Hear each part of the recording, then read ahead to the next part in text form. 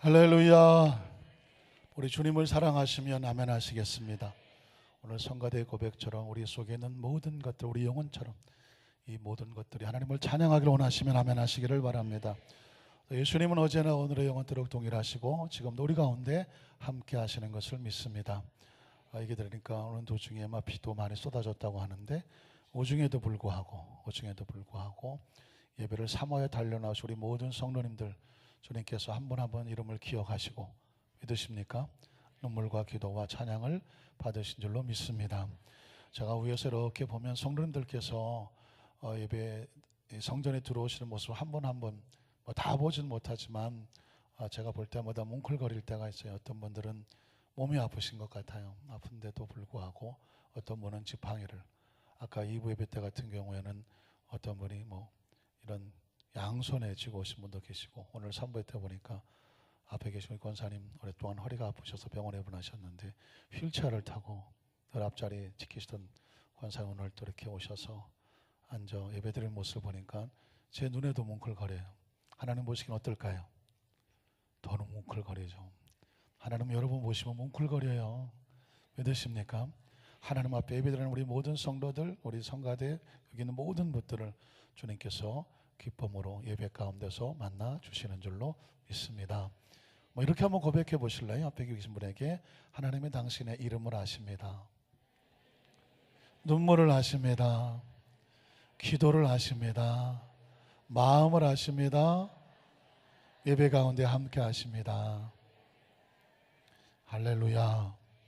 인사 안 했으면 큰일 날 뻔했어요. 성가대에서 그 사이에 또 카메라를 살짝 가져가네요. 한번 따라 하실까요? 결과를 하나님께 맡기는 신앙. 무엇을 맡겨요? 결과를 하나님께 맡기는 신앙. 저는 5년 만에 아이를 낳았는데 아들을 낳았어요. 모든 아빠들이 그러지 않을까요? 사내 아이가 좀 커가면 이놈을 좀 강하게 키워서 튼튼하게 만들어야지, 아마 그런 욕심이 생기는 것 같아요. 어느 정도 이제 걷기 시작하고 제법 이렇게 뛰기도 하려고 하는 정도 됐다고 싶을 때 저는 그랬는데 세상 아빠들을 다 그러지 않을까? 침대에다 올려놓고 이렇게 하죠. 뛰어봐. 해보셨나요? 뛰어봐. 그럼 아이는 난생 처음 침대에 올려놓고 아빠가 뛰어보라 그러니까 당황하죠. 그래갖고는 아빠 왜 그랬뇽? 표정이 약간 울먹울먹하죠. 아빠가 받아줄 테니까 한번 뛰어봐. 얘는 난생 처음 그런 경험을 하니까 이 침대 위에 서 있는 것도 흔들리고, 아빠가 뛰어보라 그러니까 뛴다는 생각해 본 적도 없는데 뛰라 그러니까 갑자기 무서워서 울려 그러기도 하고, 괜찮아, 아린 어린아이인데 사내 자식이야 해가면서 아빠가 받아줄 테니까 한번 뛰어봐. 근데 한 번에 훅 뛴 사람 있나요? 한 번에 훅 못 뛰어요. 그냥 거기서 아빠 안 뛰면 안 돼요 뛰라니까.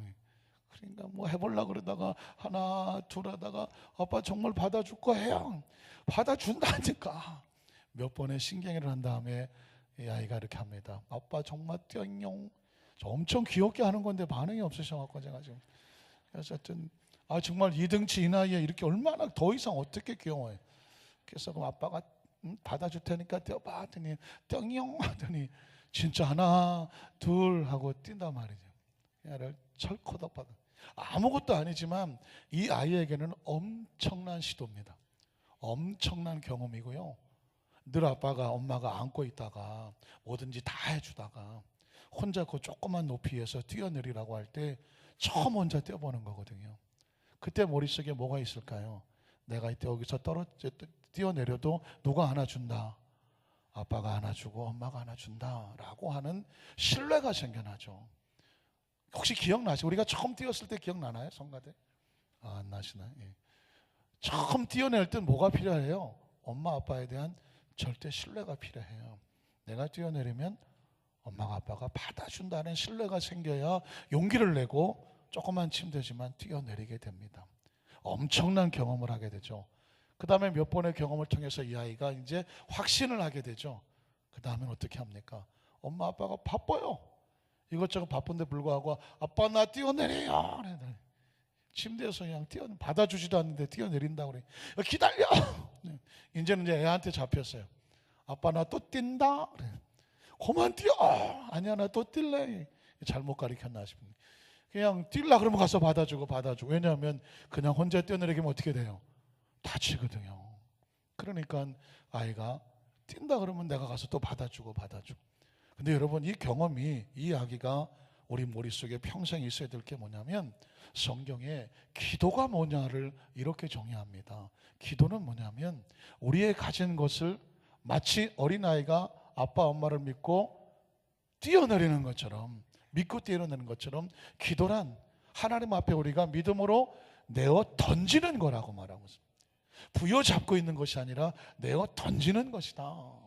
성경을 한번 읽어보시겠습니까? 베드로전서 5장 6절로 7절에 보면 그러므로 하나님의 능하신 손이라고 말하죠.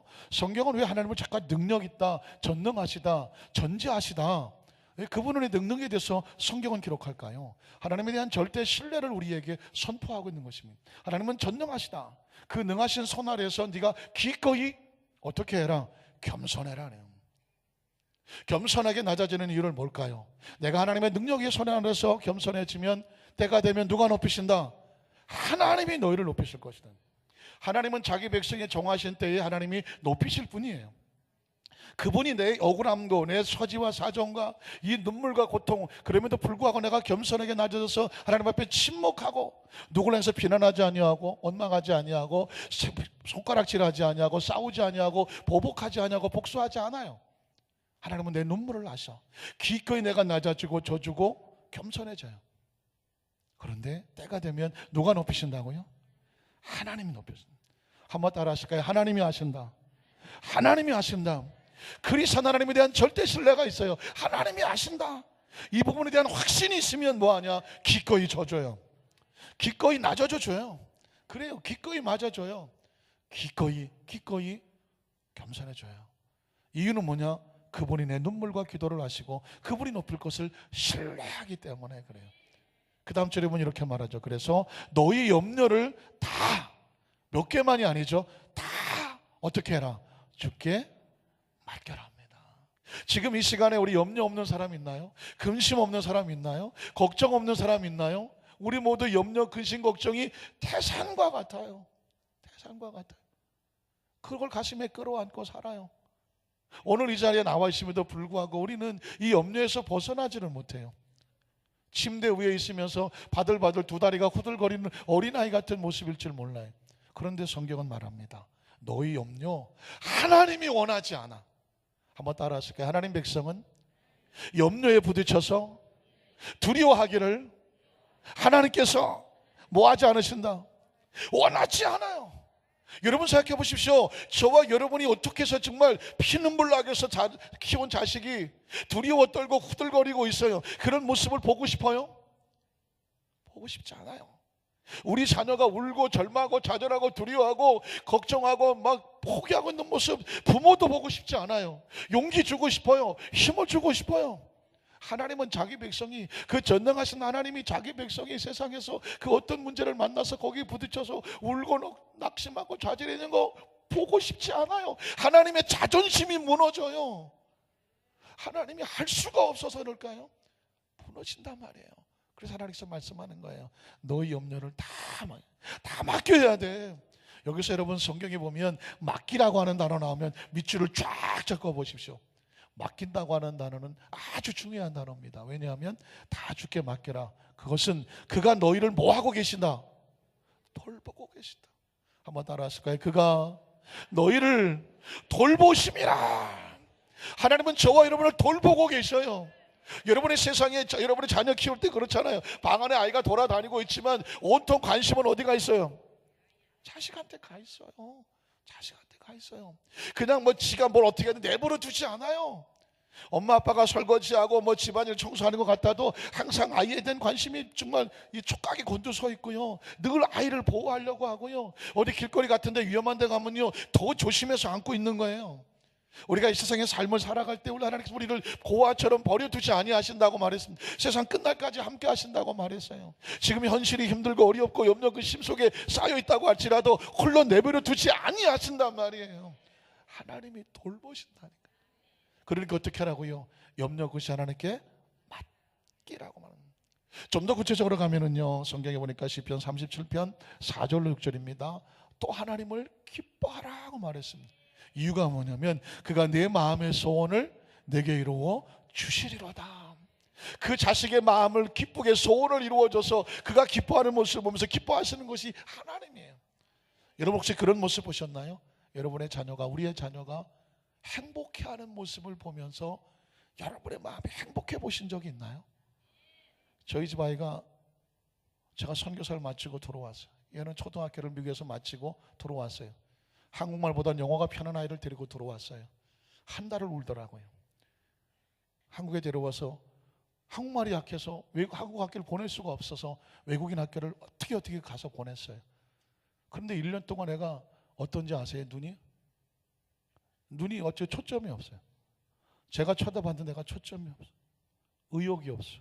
친구도 없어. 한국에 와서 1년 동안 후유증 때문에 애가 정신을 못 차려. 맨날 컴퓨터 앞에서 게임만 하고 앉았어. 밥 먹어도 게임, 밥 나서 게임, 학교 가기 전까지 게임하고 학교 갔다 와서 게임하고, 친구도 없어. 굉장한 충격이었어요. 애가 의욕이 없어요. 그래서 제가 얘가 음악을 좋아하고 그러길래 얘를 갖다가 갑자기 그 동네에 보이는 힙합 아카데미라는 것이 보였어요. 야, 너 힙합 배울래? 왜냐하면 뭐라도 하면 의욕을 좀 찾을까 싶어서 했더니 그런 거 배워도 돼요? 아, 배워보시면 괜찮아. 그래서 제가 힙합 아카데미를 직접 갔어요. 목사가 가서 장소가 안정한 곳인가, 뭐 거기 뭐 이상한 것들 앉아 있는 건 아닌가. 그랬더니 새로 오픈하는 거 일산 고양시의 그 백석역 앞에 하나 생겼더라고요. 그래서 제가 가서 환경을 다 본 다음에 오픈하는 날 아이를 데리고 갔어요. 조금 오픈 그 강사가 댄스를 하는데 얘는 들어가서 엄청 뻣뻣이에요. 얘는 뭐 뻣뻣하네요. 들어갔는데 그냥 오프닝 첫날 그냥 오리엔테이션 같이 그냥 강의하는 거예요. 무료로. 제가 뭘 봤는지 아세요? 거기서 그 뻣뻣하고 눈깔이 커연 놈이에요. 갑자기 앞에 있는 강사가 힙합을 하는데 그거를 따라하면서 내가 보니까 엄청 못하더만 하는데 눈빛이 팍 튀더라고. 눈빛이 튀더라고. 전 그런 모습을 처음 봤어요. 끝나고 나와서 할만하냐? 씨 웃으면서 괜찮은데요. 제가 그 자리에서 카드를 6개월 확 긁어버렸어요. 왜냐하면 내가 도중에 포기할까 봐. 근데 그 학원에서 놀래. 이때까지 아빠가 와갖고 6개월치 한꺼번에 긁어준 아빠가 없다 그러나. 다들 아르바이트 뭐 이런 거 저런 거 해갖고 카드비아를 온 애들이 댄스 학원에 온 애들이에요. 제가 그날 그렇게 한 것이 그 학원에서는 전설이 되고 얘는 어디에 가는 데마다 간증해요. 처음 댄스 학원 갔더니 우리 아버지가 카드 확 긁어서 6개월 했다. 댄스 하는 애들 치고 그런 부모를 둔 사람이 없어. 제가 그때 깨달은 게 있는 거예요. 결국 그래서 지금 그 아이는 지금 힙합 댄스를 하고 앉았답니다. 그런데 감사한 거는 건강하죠.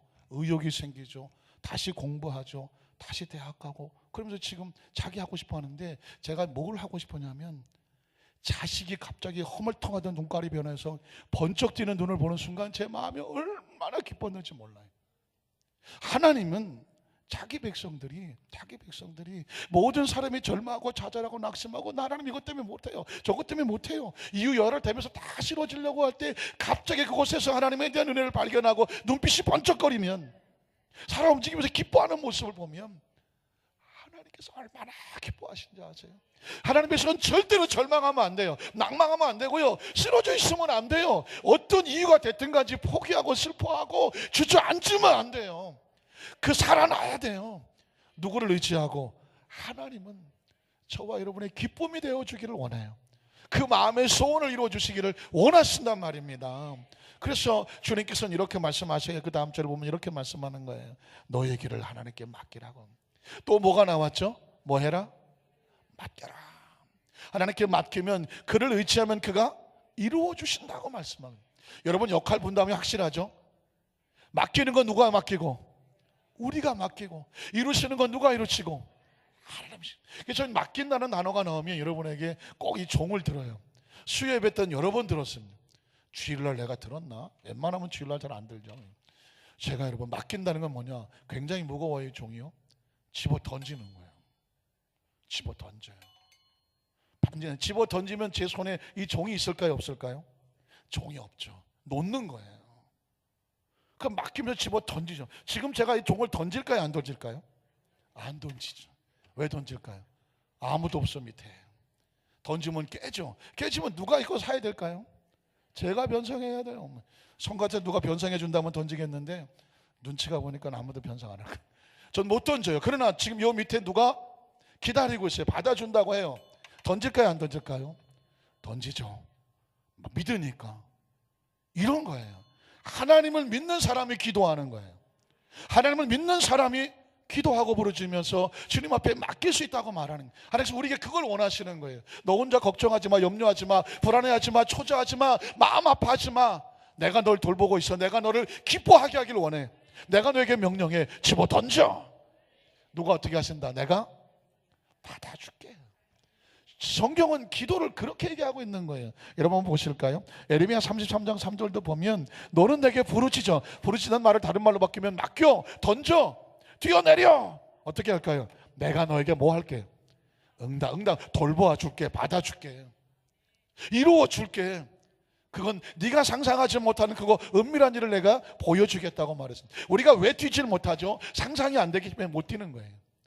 그러나 말씀합니다. 기도란 뭐냐? 하나님께 맡겨놓으면 우리가 상상한 이상으로 하나님께서 돌보고 경험하게 하는 차원이 있는 거예요. 어린아이가 아빠를 믿고 뛰어내리면 이제껏 태어나서 처음 겪어본 뛰어서 내린다고 하는 그것을 체험하게 되는 거예요.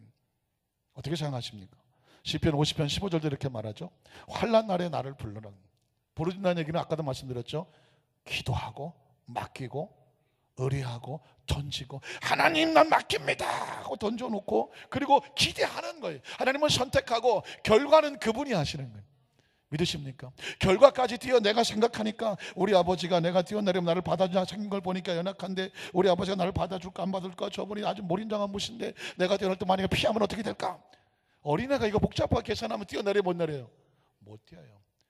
아빠니까 엄마니까 신뢰하고 뛰어내리는 거예요. 믿으십니까? 오늘 저와 여러분의 신앙의 예배는 하나님과의 신뢰죠.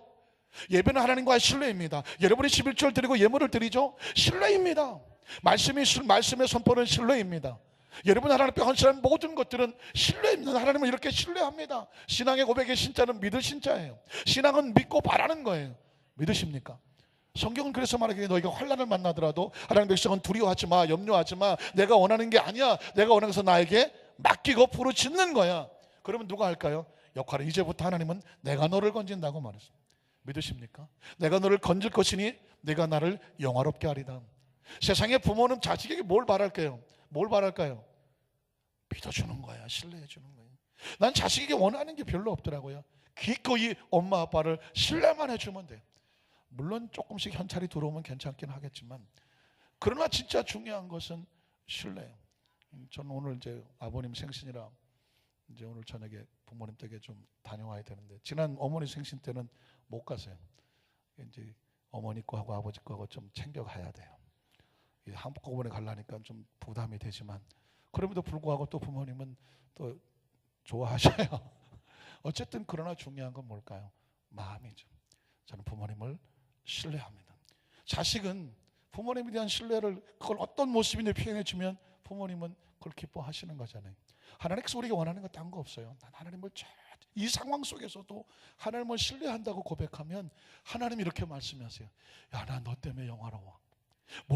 어떻게 뭘 많이 해서가 영화로운 게 아니라 그 상황 속인데 모두가 절망하고 좌절할 상황인데 하나님을 인하여 두려워하지 않고 절망하지 아니하고 끝까지 그 신앙을 지켜나가. 하나님 그분을 보고 기뻐하시는 것입니다. 오늘 성경의 내용은 그 얘기를 하고 싶어 합니다.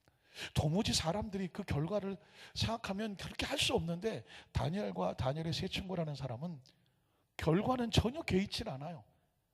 그 상황에 그냥 그들은 돌직구로 하나님만 선택해. 그런데 결과는 하나님이 멋지게 만들어. 오늘 그 스토리를 보면서 나에게도 똑같은 상황이 온다고 한다면 하나님 이렇게 하길 원하시는구나. 우리는 성경 속에서 하나님의 메시지를 발견하게 됩니다. 우리 첫 번째로 우리가 선택해야 될 신앙이 뭐냐? 하나님께 뜻을 정하고 자신을 더럽히지 않겠다는 신앙의 고백이에요. 한번 따라하실까요? 하나님께 뜻을 정하고 자신을 뭐하지 않겠다? 더럽히지 않겠습니다. 내가 하나님의 뜻을 선택함으로 말미암아 세상의 어떤 것으로부터 내가 더럽히게 나를 내버려 두지 않겠다는 것이에요. 오늘 본문으로 들어가 볼까요? 다니엘서 1장 8절이에요. 8절에 보니까 다니엘은 뜻을 정했다. 크리스찬은요, 뜻을 정해야 돼요. 감정으로 믿는 게 아니에요. 의지와 결단과 각오로 믿는 거예요. 믿으십니까? 뜻을 정하여 어떤 뜻을 정했냐면 왕의 음식과 그가 마시는 포도주로 자기를 더럽히지 않겠다. 왕이 먹는 음식과 그가 마시는 포도주가 왜 자기를 더럽히게 할까요? 그 당시 바벨론의 왕은 어떤 음식을 먹었냐면 그들이 섬기는 우상 앞에 제사상처럼 항상 음식을 올려다 놓죠. 우상에게 바쳐진 그 음식이 다시 왕에게 들어가요. 그러니까 다니엘에게 주는 왕의 음식은 뭐냐면 우상 앞에 드려진, 다른 신 앞에 드려진 그런 더럽혀진 음식이에요. 그걸 먹고 마심으로 인해서 자신이 그 우상을 섬기는 그 속에 들어가기를 다니엘은 원하지 않았다는 것입니다. 그 당시에 바벨론의 느부갓네살 왕은 이스라엘을, 유대 나라를 포로로 삼았고 거기에 좀 똑똑한 청년들을 데려다가 자기 교육을 시킨 다음에 그 나라를 다스리게 하려고 하는 그런 정책을 썼어요. 다니엘과 그의 친구들이 거기에 포로로 잡혀왔어요. 그래서 이렇게 말했어요. 3년 동안 왕의 음식과 그리고 포도주를 먹여서 아주 그냥 투실투실하고 몸을 건강하게 잘 만들어라. 그리고 교육시켜서 우리의 관리를 쓰자, 이렇게 썼는데 다니엘이 거기에서 스톱한 거예요. 나는 왕의 음식과 포도주를 먹지 않겠습니다. 그걸 먹으면 나를 더럽히지 않겠습니다라고 말했습니다. 그러면서 그는 환관장에게 이렇게 도움을 요청해요. 다음 절을 보니까 자기를 더럽히지 아니하도록 환관장에게 구하니 그랬습니다. 자, 환관장은 어떤 반응을 보였을까요? 9절에 보니까 하나님이 다니엘로 하여금 환관자에게 은혜와 공유를 얻게 하시더라. 하나님 편에 서면은요, 하나님 편에 서는 자를 도와주는 사람이 있어요. 기억하십시오. 하나님 편에 서면 하나님의 사람들을 도와주는 사람이 있는데 그걸 은혜라고 말씀하는 것입니다. 자, 10절로 14절에 보니까 이런 테스트를 하죠. 환관장이 다니엘에게 이르되 내가 내 주 왕을 두려워하노라. 그가 너희 먹을 것과 너희 마실 것 우상하게 했던 것을 지정해서 이거 먹고 마셔야 돼. 그런데 너희 얼굴이 만약에 물과 채소만 먹고 초췌하고 그 왕의 음식을 먹은 사람들과 만약에 더 외모가 좋지 않다면 어떻게 할 것이냐. 같은 또래의 소녀들만 못한 것을 그가 보게 할 것이며 그것이 무엇이냐. 그렇게 되면 너희 뜸에 누구의 머리가? 환관장의 머리가 왕 앞에서 위태롭게 되리라. 환관장은 그걸 두려워했어요. 그 우상 앞에 돼지, 비계, 감자탕, 이동갈비, 동태찜, 한우, 투플러스 갈비 같은 거에 잔뜩 올려놓고 이거 먹은 청년들과 물과 채소만 먹은 청년들과 누구의 얼굴이 빛나겠어요? 고기 먹은 사람인데 고기 드시고 싶은 분, 고기 먹은 사람이 훨씬 낫겠죠. 그러나 다니엘은 말하는 것입니다. 그 더럽혀진 음식, 기름진 음식 먹지 않겠다는 것입니다. 뭘 먹겠다는 거예요? 물과 채소만 먹고 나는 결과를 누구에게 맡겨요? 하나님께 맡기겠다는 거예요. 물과 채소만 먹는 사람하고 고기를 잔뜩 먹는 사람하고 한번 3년 뒤에 보십시오. 누구 얼굴이 빛나겠어요? 응? 다니엘의 후손들이 와서 계시나니 상식적으로 얘기하면 고기를 먹어야죠. 그런데 다니엘은 지금 아주 위험한 선택을 하고 있는 것입니다. 그래서 이렇게 다니엘이 말합니다. 그 다음 절에 보니까 다니엘이 말하되 환관장이 다니엘과 하나냐와 미사엘과 아사리 감독의 한 자에게 다니엘이 말하는 거예요. 넘어가요. 한 두 번 읽었네. 청하오니 당신의 종들을 열흘 동안만 테스트해 보십시오. 채식을 주어 먹게 하고 물을 주어 먹게 하신 다음에 결과가 어때요? 당신 앞에서 우리 얼굴과 왕의 음식, 돼지갈비, 소갈비 잔뜩 먹은 사람 소년들과 비교해서 보라는 것입니다. 비교해 본 다음에 당신이 봐서 어느 쪽이 더 얼굴이 좋은지 그 결과를 보고 종들에게 요구를 하라고 말씀하고 있습니다. 그 14절에 보니까 뭐라고 말했나요? 그가 그들의 말을 따라 열흘 동안 시험했습니다. 어떻게 됐을까요? 여러분 보십시오. 아주 위험한 선택을 했는데 결과 15절에 이렇게 말하고 있습니다. 열흘 후에 그들이 누굴까요? 다니엘과 세 친구, 물과 채소만 먹었던 얼굴이 더욱 아름답고 그 살이 더욱 윤택하게 됐다. 여러분, 물과 채소만 먹어서는 절대로 살이 윤택하게 되고 아름다워질 리가 없어요. 고기를 먹어야 돼요. 표정이 조금 그런. 그러나 이렇게 됐다는 것은 물과 채소의 능력이 아니라 누구의 능력인가요? 하나님의 능력. 성경은 우리에게 이걸 말씀하고 있습니다. 그 어떤 상황 속에서 인간적인 방법을 통해서 얻어지는 소득이 아닌 하나님의 방법에 선택을 하고 거기에 나가면 결과는 하나님이 책임져 주신다는 것입니다. 믿으십니까? 17절에 보니까 더욱더 하나님의 주신 축복이 있죠. 하나님이 이 네 소년에게 학문, 지혜와 명철도 누가 주셔야 돼요? 하나님이 주셔야 돼요. 하나님을 선택하니까 이 네 소년에게 학식이 뛰어나게 되는데 하나님이 주셨고, 모든 서적을 깨닫게 하시고 책을 읽는데 깨닫는 독해와 관철과 이해와 이해력이 뛰어나게 되고, 그리고 지혜를 주셨습니다. 더욱더 다니엘은 모든 환상과 꿈과 그 영적인 것을 계시를 깨달아 풀 수 있는 능력도 주셨다고 말씀합니다. 더 나갈까요? 18절 20절에 보니까 왕이 말한 대로 그들을 불러들일 기한이 찼으므로 3년 만에 나간 거예요. 환관정에 그들을 느부갓네살 왕 앞으로 데리고 가니 왕이 그들과 말하여 보매 깜짝 놀라는 겁니다. 그 청년들 무리 중에서 다니엘과 하나냐와 미사엘과 아사랴, 어디 갔어요? 아사랴와 같은 자가 없었어요. 그 청년들 다 갖다 놨지만 물과 채소만 먹었던 다니엘과 세 친구 같은 자가 없는 거예요. 이게 게임이 안 되는 거예요. 수준이 안 되는 거예요. 그래서 그들을 왕 앞에 서게 했어요. 그 네 친구, 다니엘과 세 친구만 왕 앞에 섭니다. 그리고 왕이 그들에게 모든 일을 묻는 중에 그 지혜와 총명이 온 나라에 애굽에 있는 모든 박수와 술객보다 몇 배가 많아요? 10배가 되는, 세상에 그 어떤 것보다 뛰어난 학식을 하나님이 결과로 주신 줄로 믿습니다. 나아가서 다니엘서 2장 46절로 49절에 보면 이렇게 높여주셨습니다.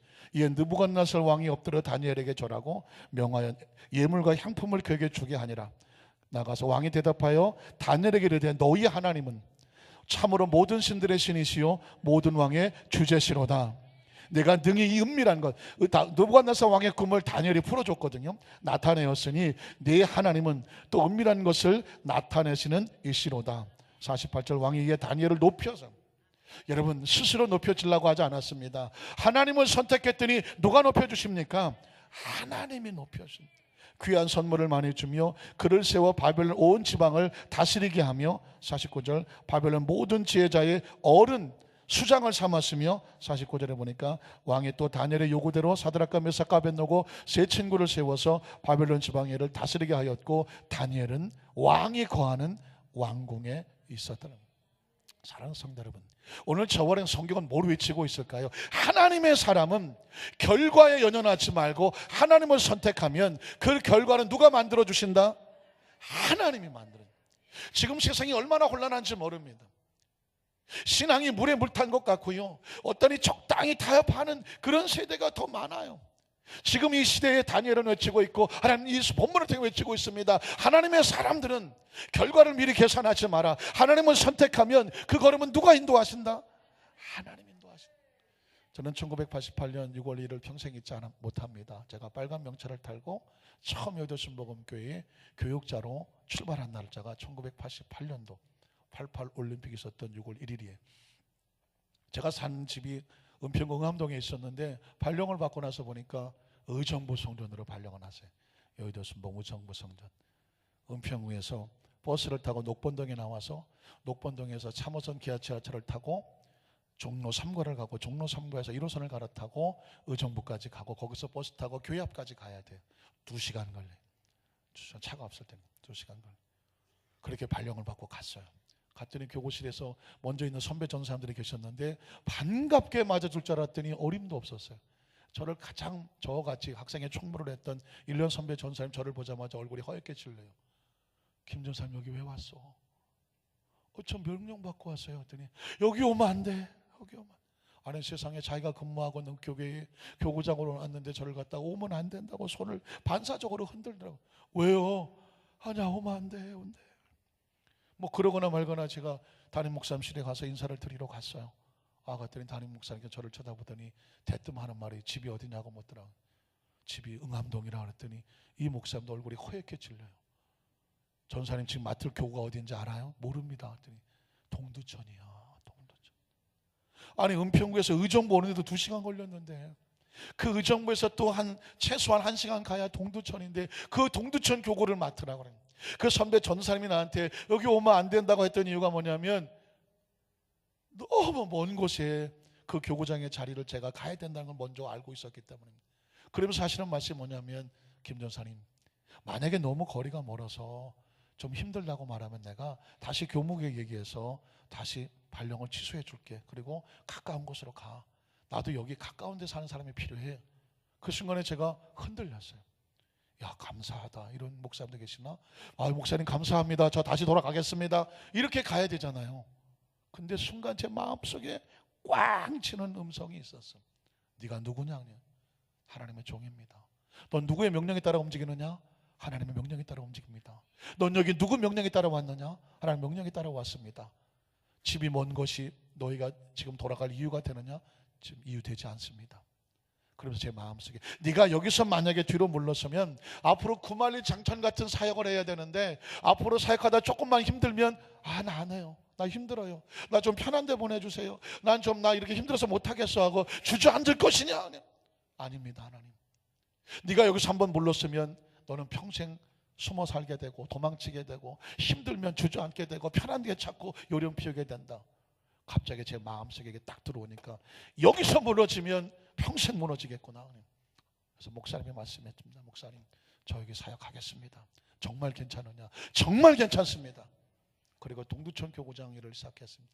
그렇게 2시간을 출근하고 기도하고 동두천을 따른 의정부 역에 가서 기차를 1시간에 1대짜리를 타고 어떤 때는 시외버스를 타고 동두천을 향하여 가요. 1시간을 가요. 제가 동두천 교구장 가면서 투덜투덜하고 갔을까요? 할렐루야하고 갔을까요? 어떻게 알았지? 정말 기뻤어요. 그 1시간에 한대 있는 기차를 타고 가면서 너무 행복했어요. 왜 그런지 아십니까? 좌우에 꽃이, 그 기찻길 옆으로 꽃이 얼마나 쫙 피어있는지 다 새 거야.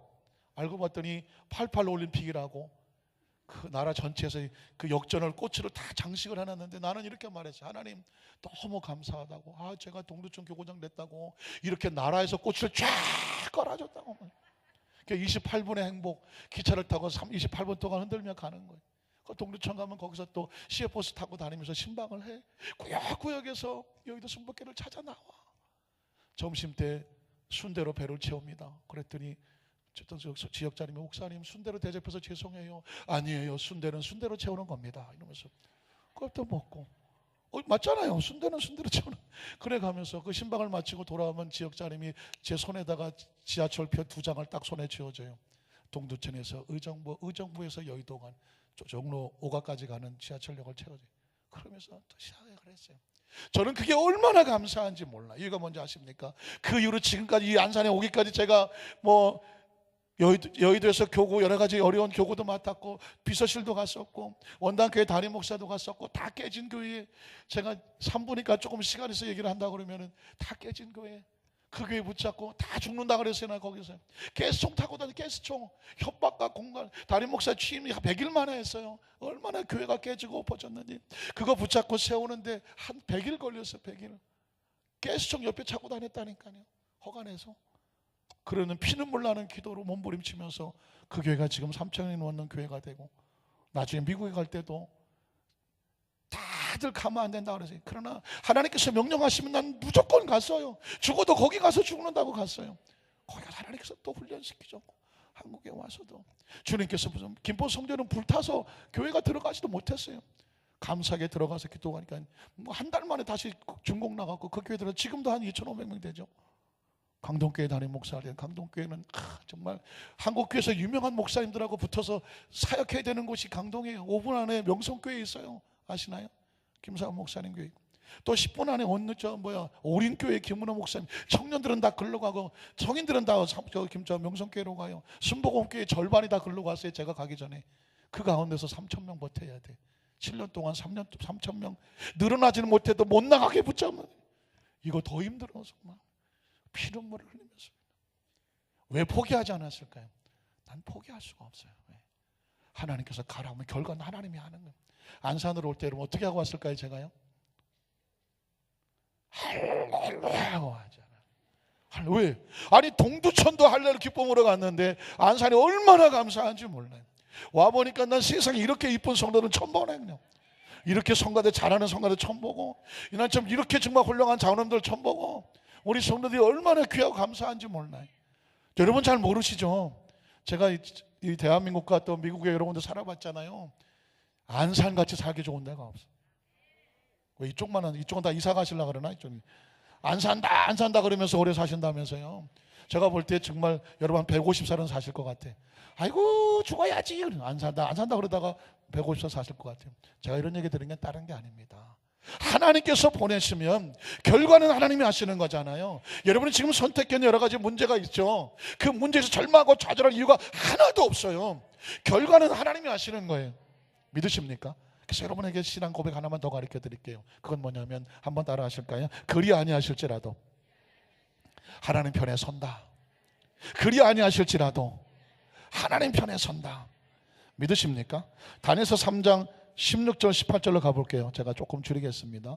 우리 손골을 빨리 찾아볼게요. 다니엘서 3장 16절로 18절. 자 보세요. 사드락과 메삭과 아벳노아가 왕에게 대답하여 이르되 이렇게 말합니다. 느부갓네살 왕이요 우리가 이 일에 대해서 왕에게 대답할 필요가 없습니다. 무슨 일이 있었을까요? 왕이 우상을 세웠어요. 그리고 공포했어요. 여기에다 절하지 않으면 전부 다 풀무불에다가 불구덩이에다 집어 던진다고 말했어요. 다니엘의 세 친구는 절대로 왕의 우상 앞에 절하지 않았어요. 옆에서 지켜보던 사람들이 이 세 친구를 참소했어요. 고소했어요. 왕이 화가 났어요. 그래서 이 세 사람을 풀무불에 집어 던지라고 말했습니다. 만약 지금이라도 절하면 내가 살려줄게라고 말했습니다. 다니엘 세 친구가 뭐라고 말한지 아십니까? 쓸데없는 소리 하지 마십시오. 시간 낭비하지 마십시오. 대답할 필요성도 느끼지 못합니다. 이유가 뭘까요? 그 다음 절을 볼까요? 이렇게 말했습니다. 왕이요 우리가 섬기는 하나님을 믿습니다. 그 하나님이 살아계심을 믿습니다. 그분이 우리를 맹렬히 타는 풀물 가운데서 어떻게 할까요? 내버려 둘까요? 능히 건져내실 것입니다. 그리고 만에 하나 왕이 붙잡았는다 해도 왕의 손에서도 건져냈을 것입니다. 그리고 18절에 가면 평생 잊지 마십시오. 그렇게 하지 아니하실지라도 우리가 왕에게 순종하지 아니하고 그 우상에 절하지 아니함으로 인해서 풀무불에 던져진다고 할지라도 다소 한 줌의 채로 사라진다고 할지라도 우리는 눈 하나 깜빡하지 않습니다. 이유는 뭐냐? 왕에게 그 신상에게 절하면서 배교자가 되느니 하나님을 선택하며 순교자가 되는 영광을 포기하지 않겠습니다. 믿으십니까? 어마어마한 선택입니다. 왕이 우리가 왕의 신들에게도 섬기지 아니하고 그 왕에서 금신상에 절하지도 아니할 줄을 아시옵소서. 여러분 크리스찬들이 반드시 알아야 될 섬의 이름이 하나 있다고 하는 걸 들어보셨나요? 그 섬 이름이 뭐냐면 찌라도예요. 한번 따라 하실까요? 찌라도 마라도나라도 찌라도는 처음 들어보셨죠? 찌라도는 뭐냐면 지금 주님 앞에 내가 눈물로 기도합니다. 주님 이렇게 해주십시오 라고 했지만 그렇게 안 되더라도 내가 예수를 믿고 기도하며 하나님 편에 섰어요. 신앙적인 방법을 선택했어요. 남들의 유혹에 빠지지 않았어요. 그래서 내가 망했어요. 그래서 내가 승진하지 못했어요. 그래서 지금 내가 원하는 것이 안 됐어요. 그럴지라도 우린 전혀 두려워하지 않고 실망하지 않아요. 내 뜻대로 안 돼도 넘어지지 않아요. 이유가 뭔지 아십니까? 하나님 자기 백성을 망하게 하지 않아요. 절망하게 하지 않아요. 때가 되면 다시 세워 주실 거예요. 믿으십니까? 다니엘의 세 친구는 그 얘기를 하는 거예요. 내가 신들 앞에 우상신 앞에 절하지 않았다고 불색에 던져지더라도 난 포기하지 않는다. 만약에 불색에 죽는다면 나는 순교자가 되는 거예요. 죽으면 순교자, 만약에 그 불색에서 살아나오면 간증자. 믿으십니까? 크리스찬은 그래요. 저와는 마찬가지예요. 하나님 앞에 가는 순간에 둘 중에 하나예요. 순교자 아니면 간증자예요. 여러분의 신앙을 끝까지 지키다가 혹시라도 하나님 선택했는데 무너졌어요. 생명을 내놨어요. 그러면 순교자예요. 그 순교자는 천국에 가장 하나님 앞에 있다고 말씀했어요. 가장 큰 상급이라고 말했어요. 아무나 할 수 없는 거라고 말했어요. 그러나 하나님을 믿고 생명을 내놓을 수 있는 사람이라면 그는 순교자가 되는 거예요. 그는 순교자니까 감사한 거죠. 반대로 그 죽음의 골짜기에서 건져주셨어요. 그럼 뭐가 생겨요? 간증이 생기죠. 살아 숨쉬는 동안 뭐하죠? 하나님께서 나에게 이렇게 하셨다. 그 풀무불 가운데도 건져주셨다. 뭐합니까? 간증하는 거죠. 그러니까 저와 여러분에게 문제로 인해 절망할 이유는 하나도 없어요. 이 문제에서 내가 하나님 앞에서 내 생명을 내려놓는다면 난 순교자. 그 문제 가운데 기도하는 가운데 건져주시면 간증자. 살아 숨쉬는 동안에 이 복음을 전하는 전도자의 삶을 사시는, 이게 바로 하나님께서 주신 축복의 통로인 줄로 믿습니다. 말씀을 정리하기를 원합니다. 예수님도 마지막 순간에 이렇게 고백했습니다. 주여, 내 뜻대로 맛이 없고 아버지의 뜻대로 되기를 원합니다. 내 뜻은 사는 것이고 아버지의 뜻은 죽는 거예요. 죽으면 끝인데 왜 예수님께서는 그 아버지의 뜻에 순종하시겠다고 말했을까요? 결과를 누가 붙잡고 계셔요? 하나님이 붙잡고 계셔요. 제가 지난 수요일 날 여도스모 한색교회에 재직 세미나 인도를 하러 갔습니다.